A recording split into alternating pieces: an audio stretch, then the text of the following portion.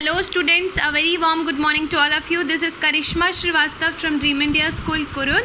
As I'm back with my new video lesson. In previous video, we have discussed this chapter, the physical feature of Indian subcontinent. The entire content was not completed. So today we are going to complete this chapter. So let's begin. The previous class we were here. So today we are going to discuss the Himalayan mountains, the northern plains, the peninsular plateau, the Indian desert, the coastal plains and the islands. So let's begin. Just have a look at the picture. The Himalayan mountains. The Himalayan mountains ranges contain several high peaks.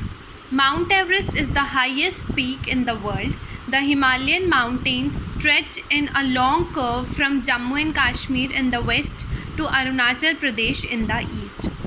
Their length is about 2000 kilometers and width between 230 and 400 kilometers. The Himalayas act as a natural barrier to the north. These mountain ranges run in a west-east direction from the Indus to the Brahmaputra. The Himalaya consists of three parallel ranges in its longitudinal extent. A number of valleys lies between these ranges. The northernmost range is known as the Greater or Inner Himalayas or the Himadri. The Himalayan mountains, the range lying to the south of Himadris forms the most rugged mountain system and is known as Himachal or Lesser Himalaya. The ranges are mainly composed of highly compressed and altered rocks. The outermost range of the Himalaya is called the Shivaliks. They extend over a width of 10 to 50 kilometers and have an altitude varying between 900 and 1100 meters.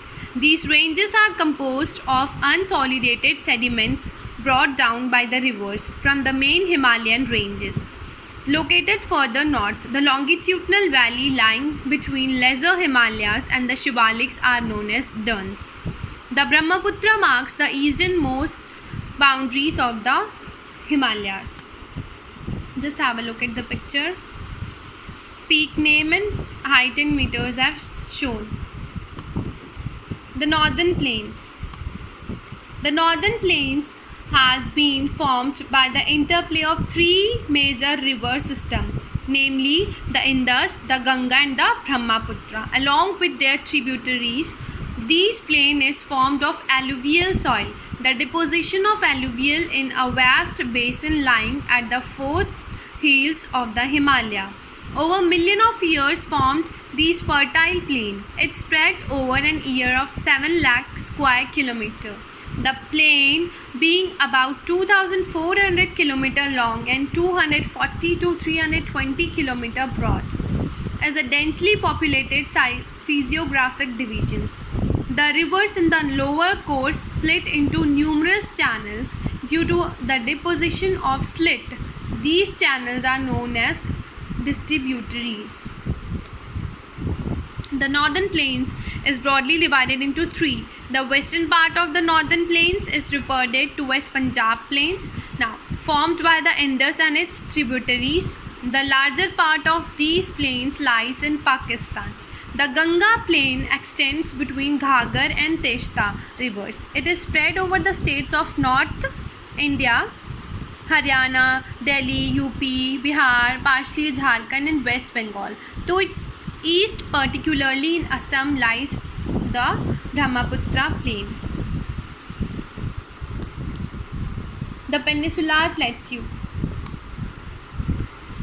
The peninsular plateau is stable land composed of the crystalline, igneous and metamorphic rocks. It was formed due to the breaking and drifting of the Gondwana land and thus making it a part of the oldest landmass.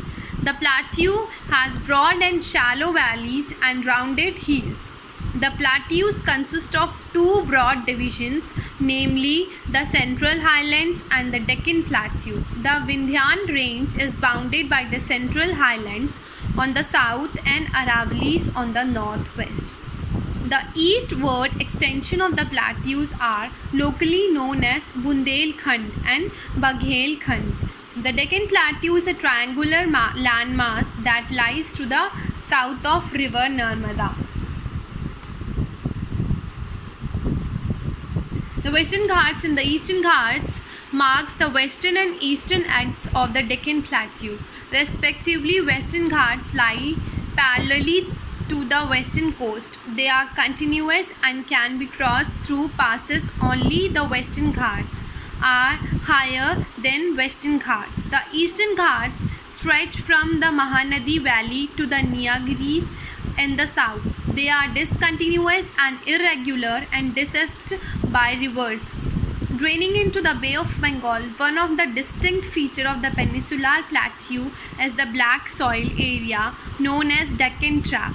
This is of volcanic origin, hence the rock are igneous. The Aravalli Hills lies on the western and northwestern margins of the peninsular plateau. Okay students, I will discuss next points in next video. Thank you.